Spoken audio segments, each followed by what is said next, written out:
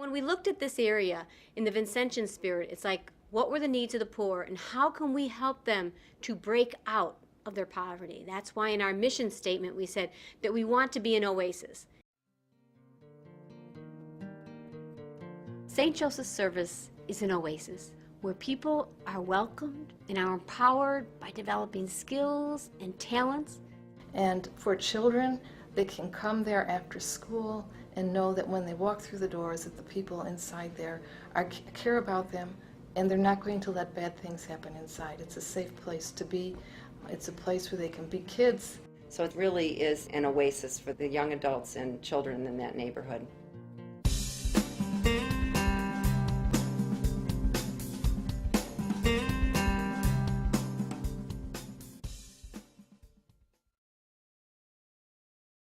I don't like to hear inner city. I don't like to hear at risk. I don't like to hear those terms because all kids are at risk.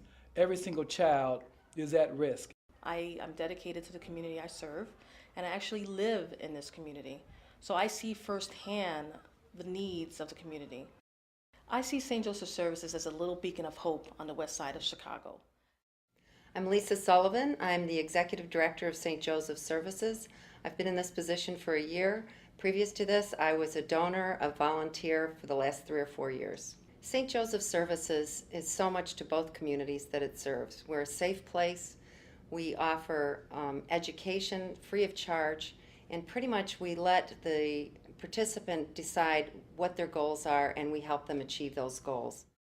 My name is NiaPearl Jonique Minor Clark. I'm in 8th grade, and I've been going to St. Joseph's Services since I was in 5th grade.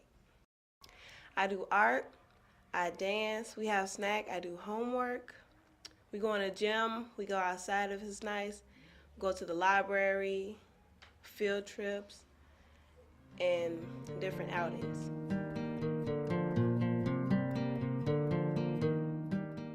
My name is Rocio Arreola, and I'm an English teacher and I teach computer class. I love the people here. I love what Casa Providencia does, teaching people to speak English and to use computer. I can't imagine someone living here in this country and not know the language.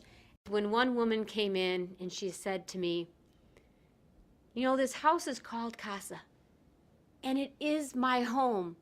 I can do everything here. I learned my English, my kids can come here, and I can pray here.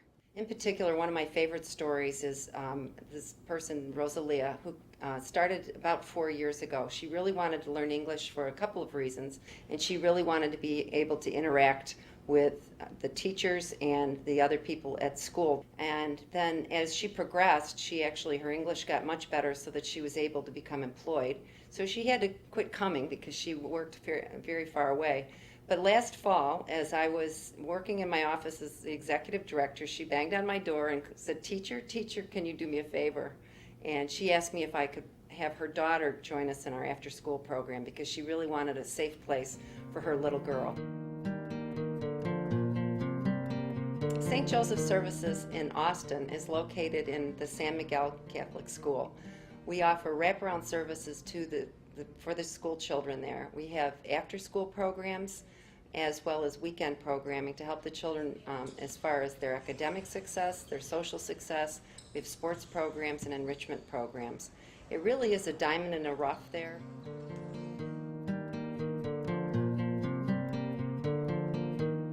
Yes, my name is Denise Smalley. I'm the school social worker / coordinator of family services for St. Joseph's Services at the San Miguel site.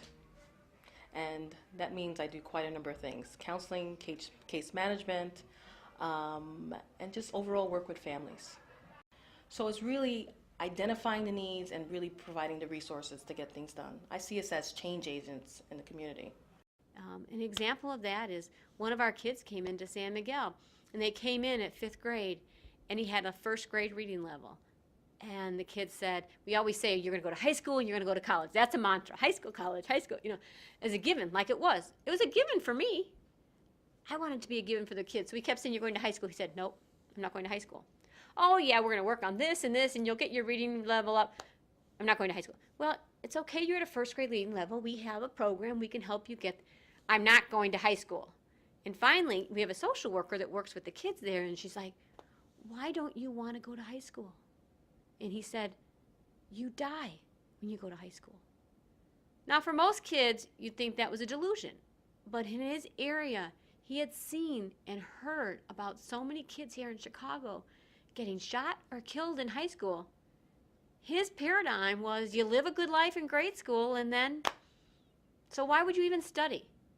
So when you do education, you can't just teach them, but you have to have that social environment, that safe environment, where you teach them how to learn and get their grades up, how to socially act, and also how to create maybe a safe environment and do things that'll keep you in a safe environment. Because high school should not be out of bounds for any kid in the United States. It's not acceptable.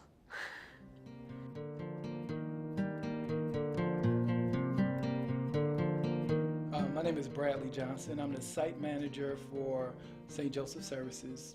We call it the AAA Community Center and after school program.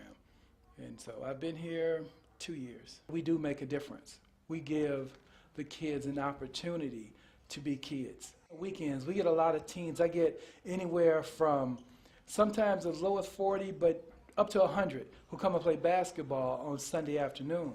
And these are guys who on the street, if you see them, they'll make you a little nervous. But when they come through the door, their whole face changes. It's like from going hard to soft. I've had some, like, personal problems, and the school was just great with me. It just took my breath away on how kind people could be. They don't even really know me. They know me because of my kids, don't get me wrong, because they're respectful, but they stepped in and did something for me. But like I say, when I really needed them, when I thought God had gave up, they stepped in.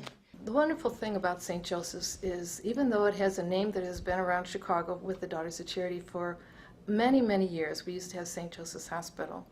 These two programs are in areas, the reason we picked them is they're areas where there are families falling through the cracks. There were services, but they weren't necessarily all the services that the families need. It's run basically with a lot of volunteer help. So the volunteers have one-on-one or one with a group contact with people that are going to really appreciate what they have to offer, and they're people that really need it. And they make a dollar stretch very far at both these organizations, so if you give a little bit, they can make it go a very long way. And without the support of the volunteers and the money, they're not going to be able to continue. So volunteers are vital to the services and to the ongoing services that we're able to provide. And again, both areas, they're families that are falling through the cracks. There's no other services there quite like ours that can help them. The mission of the Daughters of Charity is to serve Jesus Christ in the person of the poor. So that was what we were taught by Vincent and Louise, to serve as Jesus does. And that's exactly what they do at St. Joseph's Services. Our ministries are based on what the needs are of the poor. But it's not just developing humanitarian services. It's developing services where through our actions, people see the light of Christ. The spirit, I think, of St. Vincent is to walk in the footsteps of Jesus Christ, to have the heart of Christ, to see the poor as Christ, and to work with the poor in whatever needs they have. The spirit of St. Vincent is love and service. Please visit stjosephservices.org or call 773-278-0484 for more information on our programs, to make cash or in-kind donations of goods, or for ways to use your volunteer gifts to support those in need.